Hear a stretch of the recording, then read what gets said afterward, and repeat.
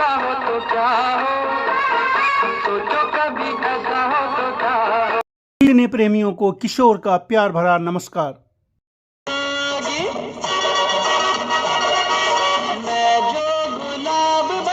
Classic फिल्मी बातें में आज बात करेंगे ऋषि कपूर की आवाज कहे जाने वाले गायक शैलेंद्र सिंह की। शैलेंद्र सिंह कैसे फिल्मों में आए, कैसे उन्होंने आते ही फिल्म इंडस्ट्री में धूम मचा दी, किस तरीके से उनका ऑडिशन हुआ, कैसे उनको पहली फिल्म मिली, कैसे वो एक्टर बनना चाहते थे लेकिन गायक बन गए, सारी बातें इस वीडियो में। बंद हो शैलेंद्र सिंह देखने में स्मार्ट तो थे ही और उनको हीरो बनने का भी शौक था। उनके पिता वी शांताराम की कंपनी में असिस्टेंट डायरेक्टर भी रह चुके थे और उस समय वो राजश्री प्रोडक्शन में काम कर रहे थे। जब उन्होंने अपने पिता से कहा कि मुझे हीरो बनना है तो उनके पिता ने उनको पुणे में एक्टिंग स्कूल में एडमिशन दिलवा दिया। क्या लेना है जो भी मेरी शादी। शैलेंद्र सिंह अपने इंटरव्यू में बतलाते हैं कि किस तरीके से उन्हें बॉबी फिल्म में गाना गाने का अवसर मिला। वो उस समय पुणे में अपना एक्टिंग का कोर्स कर रहे थे। इसी बीच उनके पिता के दोस्त वीपी साठे, जो ख्वाजा अहमद अब्बास के साथ स्क्रिप्ट राइटिंग का काम करते थे और बॉबी फिल्म में बीपी साठे और ख्वाजा अहमद अब्बास दोनों मिलकर के कहानी लिख रहे थे। तो बीपी साठे को जब ये बात पता चली कि राज कपूर एक नया सिंगर खोज रहे हैं ऋषि कपूर की आवाज के लिए, तो उन्होंने तुरंत शैलेंद्र सिंह से कहा कि तुम जल्दी से जल्दी मुंबई आ जाओ।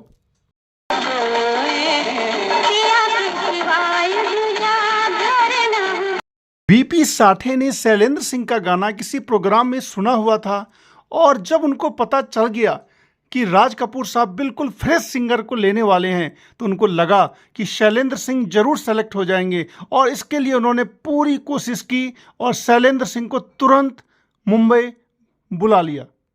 देखा मैंने तुझको मुझको शायरी। शैलेंद्र पहुंच गए मुंबई के स्टूडियो में और वहां पे उनको मिले कौन कौन? राज कपूर साहब, लक्ष्मीकांत प्यारेलाल, बीपी साठे, ख्वाजा अहमद अब्बास। ये वही अब्बास हैं जिन्होंने अमिताभ बच्चन के लिए जो पहली फिल्म है सात हिंदुस्तानी, उस फिल्म को डायरेक्ट किया था। यानी कि अमिताभ बच्चन को पहला ब्रेक देने वाले वही ख्वाजा अहमद अब्बास ही हैं।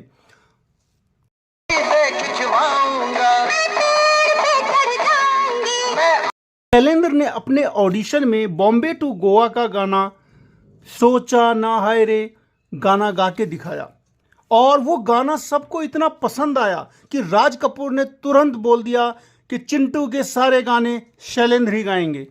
फिल्म बॉबी के गाने सुपर सुपर हिट हुए, आज भी गाए जाते हैं, आज भी सुने जाते हैं और शैलेंद्र सिंह ऋषि कपूर की आवाज बन गए।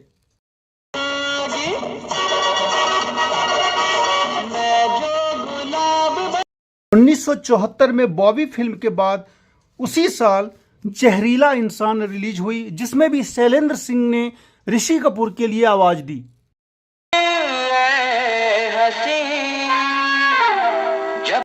ऋषि कपूर के लिए पार्श्व गायन में शैलेंद्र सिंह की आवाज ऐसी लगती थी जैसे ऋषि कपूर ही गा रहे हैं। जिस तरीके से मुकेश राज कपूर के लिए गाते थे, शम्मी कपूर देवानंद के लिए मोहम्मद रफी, उसी तरीके से ऋषि कपूर के लिए शैलेंद्र की आवाज बिल्कुल फिट बैठती थी।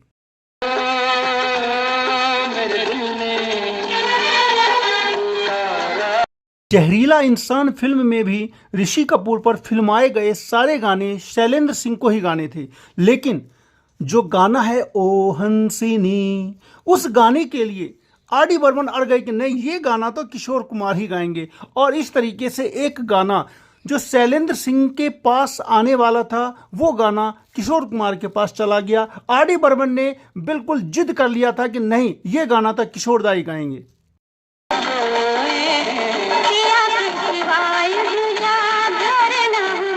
1975 में खेल खेल में और उसी साल रफू चक्कर फिल्म आई और दोनों ही फिल्मों में ऋषि कपूर के लिए शैलेंद्र सिंह ने ही गाने गाए।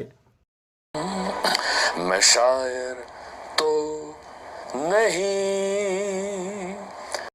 शैलेंद्र सिंह अपने इंटरव्यू में बतलाते हैं कि जीवन में संघर्ष तो करना ही पड़ता है, चाहे शुरू में कर लो चाहे बाद में कर लो। वो अपने बारे में बतलाते हैं कि उनको शुरू में एक संघर्ष नहीं करना पड़ा। 19 साल की उम्र में ही राज कपूर की फिल्म में उनको गाना गाने का अवसर मिलता है। गाना सुपरहिट होता है, फिल्म भी सुपरहिट होती है और वो काफ़ी ऊंचाई पर भी जाते हैं। लेकिन वो बतलाते हैं कि संघर्ष किसी को शुरू में करना पड़ा, किसी को बाद में। और अपने बारे में वो बतलाते हैं कि उनको बाद में काफ़ी संघर्ष करना पड़ा।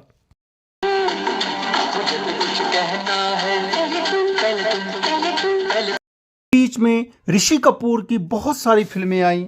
1976 में दूसरा आदमी, 1977 में हम किसी से कम नहीं, 1980 में उनकी कल्ट क्लासिक फिल्म कर्ज भी आई, जिसमें उनके लिए सारे गाने किशोर दा ने गाए और शैलेंद्र सिंह का पत्ता कट गया। ऐसा वो बतलाते हैं कि कैसे हुआ उनको खुद भी पता नहीं चला, शायद किस्मत को यही मंजूर था।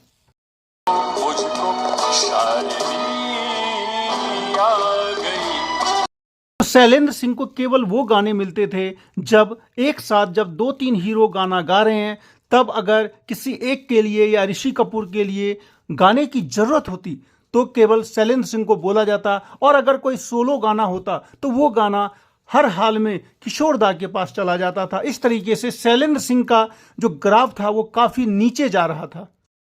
हो जाता है छोटी सी बात का फसाना बन जाता है प्यार में कभी कभी। 1977 में आई अमर अकबर एंथनी में जब कंबाइंड गाना आता है, जब बहुत सारे गायक मिलके गाते हैं, तो उसमें शैलेंद्र सिंह को गाने का अवसर मिला।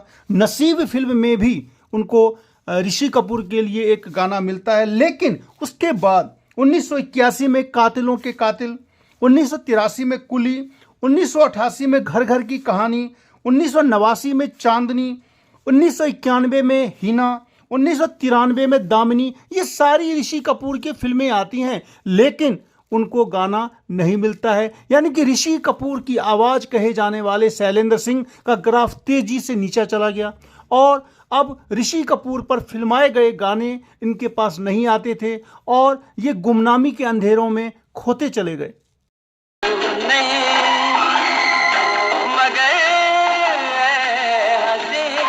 1990 आते आते शैलेंद्र जी का कैरियर ढलान पर था। उस समय इंडस्ट्री में कुमार शानू, उदित नारायण जैसे बड़े सिंगर आ चुके थे और सभी गाने इन्हीं दोनों को मिलते थे। इस तरीके से नए गायक जो भी उस समय में आए, इसके लिए एक बड़ी सी वीडियो बनानी पड़ेगी क्योंकि 90s के दशक में काफ़ी सारे गायक आए, लेकिन कुमार शानू और उदित नारायण की आंधी में वो बह गए थे, तो शैलेंद्र सिंह भी कहाँ बचने वाले थे। वो भी उनकी आंधी में पहले ही वो आंधी से निकल चुके थे और कुमार शानू और उदित नारायण की आंधी में बिल्कुल बह चुके थे। 1994 में उनको बहुत ज़्यादा वो सीवियर उनकी तबीयत खराब होती है और वो हॉस्पिटलाइज होते हैं और किसी कारण से अफवाह फैल जाती है कि शैलेंद्र सिंह की मृत्यु हो गई। हालांकि उसको वो मजाक में लेते हुए कहते हैं कि छोटा सा मजाक मेरे लिए काफ़ी भारी पड़ गया, क्योंकि उसके बाद कोई भी डायरेक्टर, कोई भी प्रोड्यूसर उन तक नहीं पहुंचता था और एक तरीके से उनका कैरियर लगभग खत्म हो चुका था। मिस्टर वीपी साठे और उसके बाद साहब जिन्होंने चुना मुझे। ऋषि कपूर जी के लिए लगभग लास्ट गाना 1993 में गुरुदेव फिल्म का वो गाते हैं, जयपुर से निकली गाड़ी दिल्ली चले हल्ले हल्ले। मैंने सुना था मगर प्यार क्या है कि मुझको नहीं। ऋषि कपूर और शैलेंद्र में बहुत ही ज़्यादा दोस्ती भी थी। तो 2009 में जब ऋषि कपूर की एक फिल्म आई लव आजकल, और उसमें उनको बॉबी फिल्म का ही गाना था, मैं शायर तो नहीं। तो इस गाने के लिए उन्होंने शैलेंद्र सिंह को कहा और शैलेंद्र सिंह ने ये गाना उस समय उस लव आजकल फिल्म में जो सैफ अली खान की पिक्चर है उसमें गाया।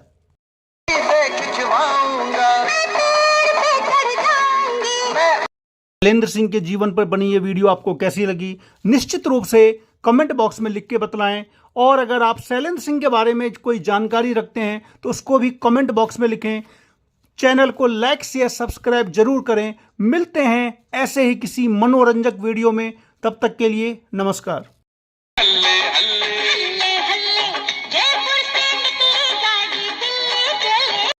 बॉबी फिल्म के गाने के समय शैलेंद्र सिंह अपनी पढ़ाई कर ही रहे थे।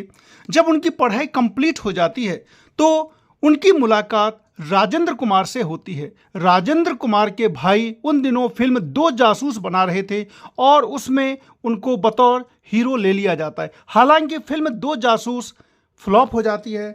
उसके बाद रेखा के साथ एग्रीमेंट फिल्म भी करते हैं और उसके बाद जनता हवलदार और नौकर फिल्म में भी आते हैं, लेकिन किस्मत में हीरो बनना लिखा नहीं था और वो इस बात को जल्दी ही समझ जाते हैं और फिर से गायकी के क्षेत्र में आ जाते हैं।